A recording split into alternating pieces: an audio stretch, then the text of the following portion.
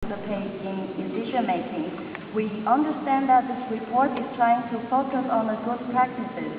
However, we believe it is critical for the report to highlight the challenges we are facing when trying to fulfill our right to participate in decision-making. Among the challenges, we regret to point out the fact that the denial of entry to international conferences due to visa, accreditation, or political interference is not a rare case. Many indigenous youth are excluded from international conferences, especially those hosted by or in the United Nations headquarters, because of their nationality or political orientation. I myself was denied access to this meeting because of state interference, and my colleague is still blocked from attending this meeting due to the same reason. We travel across the world here to talk about participation in decision-making, but how can we do so if we cannot even get into the conference room? Mr. Chairperson, we also regret to point out that the role of indigenous youth in decision-making is still very poorly addressed in the final report.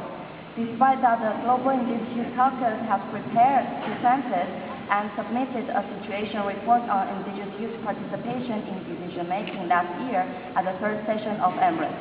Only paragraph 28 and 33 are slightly relevant to indigenous youth in the final report, while in the progress report, only paragraph 62 mentions indigenous youth.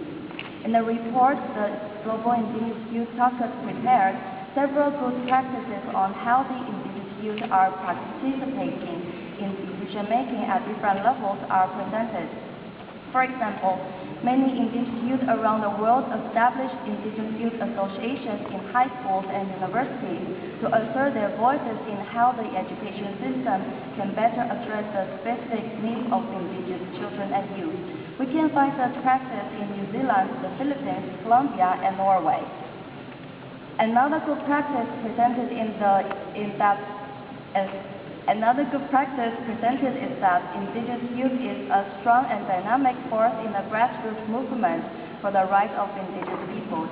Numerous indigenous organizations are generated from the indigenous youth, dealing with practical promotion and development of indigenous culture and language among the young people through advocacy, lobbying, raising awareness, demonstration, and protest against the governmental and non-governmental policies that have adverse effects on indigenous peoples and their cultural identity. The Asia-Pacific Indigenous Youth Network and the Native Youth Sexual Health Network are very good examples.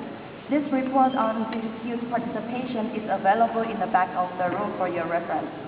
Mr. Chairperson, the Global Indigenous Youth Caucus has been emphasizing the importance of including the role of indigenous youth in decision-making in the report since last session, and the crucial fact of the low participation of indigenous youth in international decision-making occasions like this meeting. As indigenous youth, we call for your attention that if we are looking for the sustainability of all the efforts that indigenous peoples have made today, it is fundamental to foster and ensure real and effective participation of indigenous youth in decision-making in order to train and advance a well-equipped and effective cadre of lifelong indigenous human rights workers, advocates, and leaders who know intimately the intricacies of working within the parameters of international decision-making and advisory bodies.